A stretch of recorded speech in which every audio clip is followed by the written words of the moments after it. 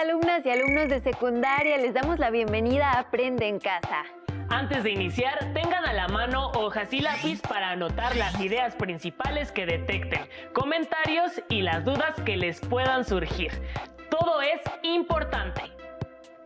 Recuerden integrar los apuntes a su carpeta de experiencias para que al regresar a la escuela la presenten a sus docentes. Dicho lo anterior, les tenemos preparada una sesión de la asignatura de Historia de México, segundo grado, que les va a llamar la atención. Claro que sí, porque hablaremos de la vida cotidiana en la Nueva España, un tema que podrán comentar con su docente cuando vuelvan a clase una vez que finalice esta contingencia. Pues bien, seguramente ustedes saben bastante información sobre sucesos destacados durante la época colonial, pero ¿qué conocen sobre la vida de las personas en el día a día? Es interesante la pregunta porque para poder reconstruir periodos pasados de manera más precisa es importante recuperar los detalles de lo cotidiano. Y uno de los temas menos comunes pero de gran relevancia es el agua. De ahí que les mostraremos cómo era el abasto de agua durante la época colonial, en lo que actualmente es la Ciudad de México. Entonces, acompáñenos a ver el siguiente material en el que podrán percatarse del impacto que ha tenido el vital líquido en nuestra vida diaria desde tiempos remotos. No olviden tomar nota.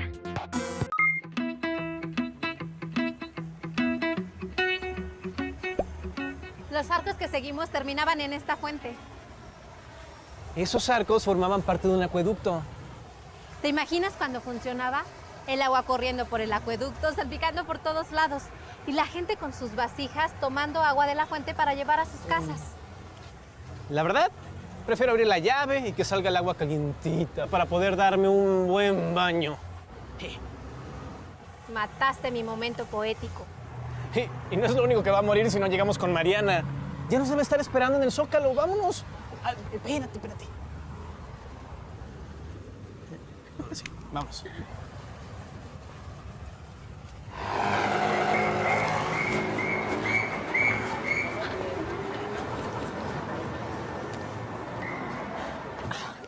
¿Dónde andaban? Perdón, venimos caminando desde Salto del Agua. Mira, esta estatua también se relaciona con el agua. Tiene mucha información para hacer una estatua. Enrico Martínez. Lago de Xochimilco, lago de Texcoco, lago de Tlalocan, lago de San Cristóbal,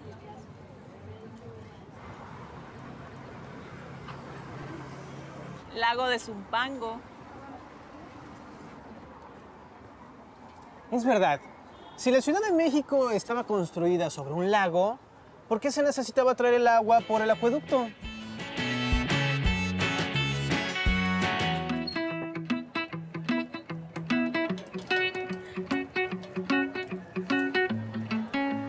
Aquí es. Según esta información, esa máscara recuerda el nivel que alcanzó la inundación que vivió la Ciudad de México en 1629. Debe ser casi 2 metros de altura. Al parecer, fueron fallas del sistema de desagüe construido por Enrico Martínez. ¿Cuántos problemas de agua tenía la ciudad durante la colonia? Los mexicas habían construido obras hidráulicas muy sofisticadas que armonizaban con el resto de la edificación de la ciudad. Con la conquista, estas se destruyeron y el que la ciudad estuviera en un islote se convirtió en un problema para los españoles. A los españoles les ha de haber resultado muy difícil secar los lagos para transformarlos en pisos de tierra y poder edificar sobre ellos. Esto se está poniendo interesante. Hay que seguir investigando a ver qué más encontramos. ¿Acaso piensas que este puede ser el tema del videoblog? Yo solo digo que sigamos buscando información. A mí me interesa esto de la inundación. Yo sigo pensando en el acueducto.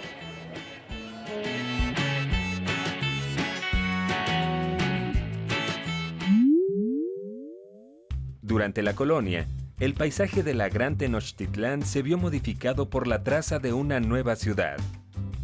Después de consumada la conquista de la ciudad de Tenochtitlan en 1521, En la traza realizada por Alonso García Bravo, se construyeron plazas, Calles, casas palacios. y numerosas iglesias en la ciudad según la usanza española. La traza debía limitar la convivencia entre indígenas y españoles, pero para el siglo XVII, muchos indígenas habitaban en las zonas reservadas originalmente a los españoles. La convivencia diaria y las mezclas étnicas dieron origen al establecimiento de las castas. Y con esto las costumbres de todos los grupos se fusionaron dando origen a una nueva cultura. Los grandes retos a los que se enfrentaron los españoles fueron las inundaciones y el abastecimiento de agua. El agua potable fue traída de los manantiales de Chapultepec y del desierto de los Leones, por medio de los acueductos ubicados en Chapultepec y Santa Fe, que terminaban en fuentes de donde la población podía abastecerse de agua.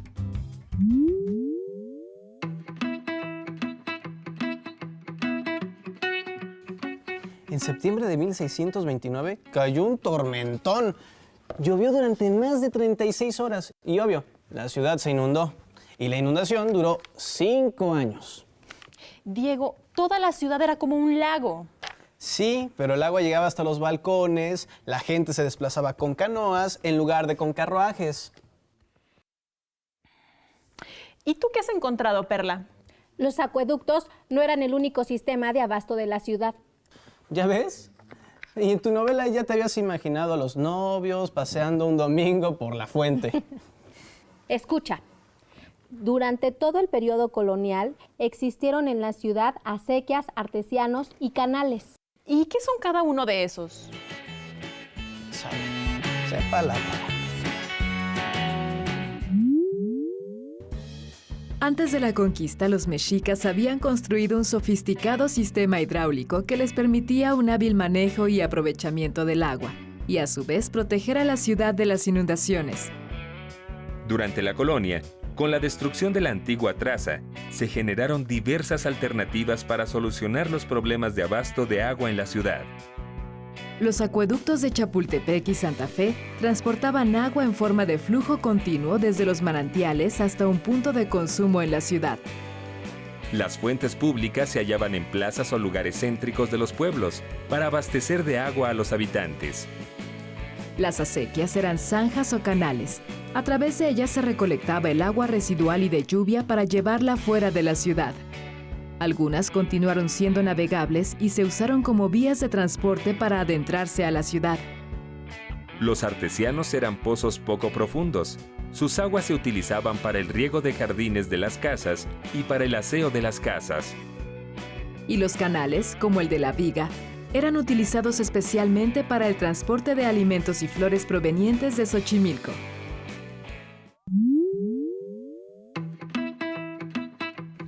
Hay muchos datos curiosos sobre el uso del agua en la Ciudad de México durante la época colonial.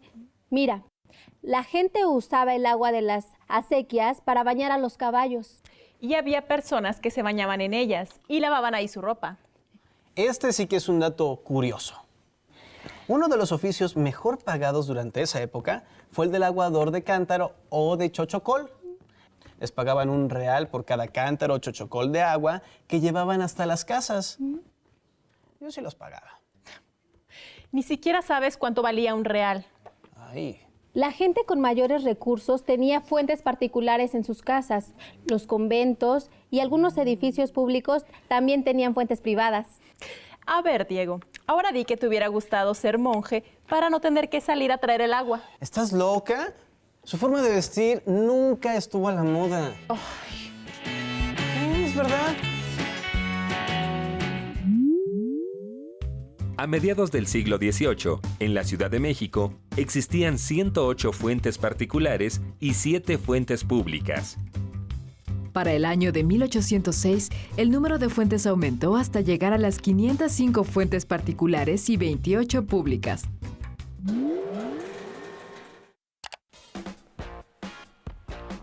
¿Qué tal, amigos? Gracias por acompañarnos una vez más a Red Conociéndonos. Quiero enseñarles este vaso con agua y agradecer que no tuve que salir de mi casa para conseguirlo.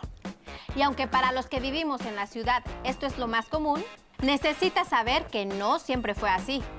Los mexicas primero y luego los españoles construyeron acueductos para traer agua potable de los manantiales cercanos. Los acueductos llegaban a fuentes donde la gente se abastecía de agua. Pero si eres como yo, podías pagar $1 para que un aguador te llevara el agua hasta tu casa. También era común ver a la gente lavando su ropa o bañando a los caballos en las acequias, que eran canales que cruzaban por la ciudad. Yo quiero nadar en una acequia. No, la verdad no. El Canal de la Viga no siempre fue una avenida, era realmente un canal de agua por el que llegaban trajineras con verduras y flores desde Xochimilco hasta el centro de la ciudad. ¿Te imaginas? ¿Trajineras en el Zócalo paseando por la calle Corregidora? En 1629 llovió durante más de 36 horas y como la ciudad había sido construida en un islote rodeado por el agua de varios lagos, las obras hidráulicas construidas por los españoles no fueron suficientes para evitar una inundación, que duró 5 años. Y sobre el agua dice el dicho, agua que no has de beber, déjala correr. Nosotros mejor te decimos, ¡cuídala! ¿Qué les pareció el video? Como observaron, el abasto de agua durante la época colonial tuvo su propio sistema y fue esencial para el funcionamiento de las ciudades. Sin embargo, igual que ahora, no fue fácil que todas las personas tuvieran acceso al agua. Utilizamos el agua para beber, cocinar, para nuestra higiene personal, con fines recreativos, entre otros muchos usos. ¿Ustedes y su familia para qué utilizan el agua? Platiquen y traten de enlistar las actividades que realizan con ella. Como saben, el agua es indispensable para el ser humano, los animales, las plantas y todo el planeta. Por eso es tan importante valorarla, cuidarla y hacer un buen uso de ella. Ahora bien, otro aspecto de la vida cotidiana que nos causa interés son las casas de las personas durante la colonia, pues así podemos conocer cómo vivía la gente de aquel tiempo según su estrato social en distintos lugares de nuestra ahora República Mexicana para hacer una comparación con la época actual. Para ello, piensen en cómo responderían a las siguientes preguntas. ¿Cómo son sus casas? ¿Cómo son las demás que hay en su comunidad? Traten de identificar algunas de sus características y demos paso al próximo video para reconocer las diferencias y similitudes que existen entre las viviendas de cada periodo. Querido diario, ya tenemos un mes de vivir en la muy noble y leal ciudad de Nuestra Señora de los Zacatecas.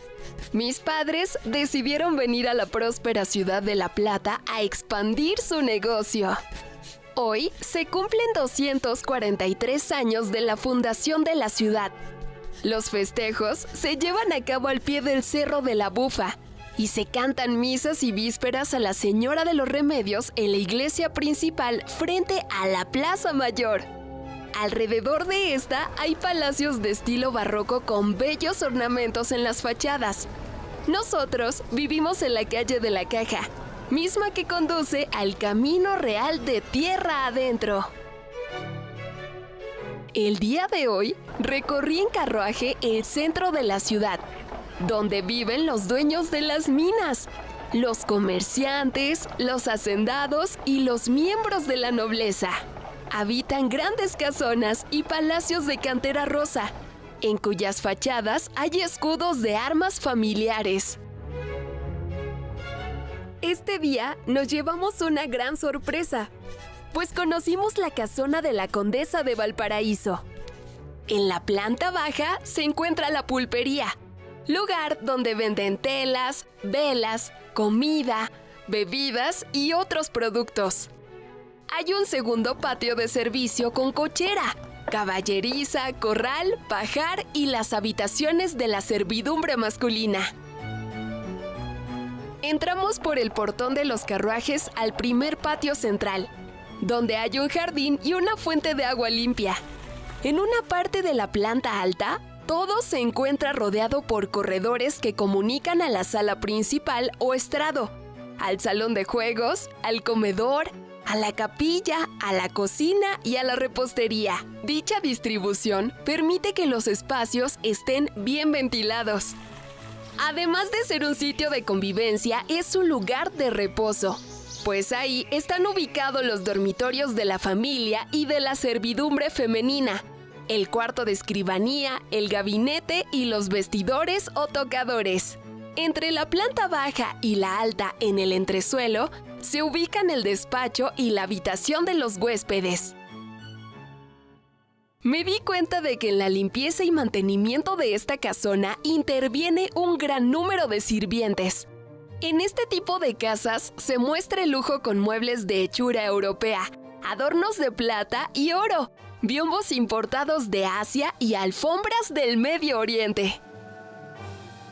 Un pequeño comerciante, amigo de mi padre, nos platicó que vive en una de las llamadas casas medias, donde se combinan espacios para la vida familiar y el trabajo. En su interior existe un patio, la caballeriza, el comedor, la cocina y todo lo demás. La cocina solo cuenta con un fogón. En el patio tiene cultivo de hortalizas, flores y árboles frutales, animales de cría y una letrina.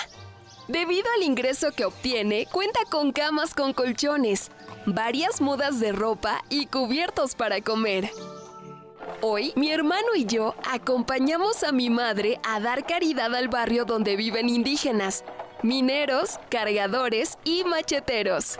Un gran número de personas habita en pequeñas viviendas de una sola planta, que están construidas principalmente de adobe.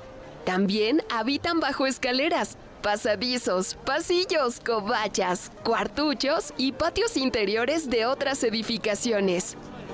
En estos espacios, los habitantes duermen, comen y trabajan, es decir, hacen todas sus actividades. Además, poseen pocas pertenencias, entre ellas unas cuantas mudas de ropa que son heredadas. Mi familia y yo conocimos la hacienda ganadera del Agostadero. Cuenta con la casa grande donde reside el dueño de la hacienda, una capilla, los edificios para la producción ganadera y la tienda de raya. Ahí se les paga a los trabajadores libres y se les vende o fía productos. También tiene la calpanería, es decir, el lugar donde se ubican las viviendas de los peones y esclavos. Chozas que ellos mismos levantan con materiales como adobe, paja, carrizo o varas. Creo que la hacienda se construyó pensada como una pequeña ciudad.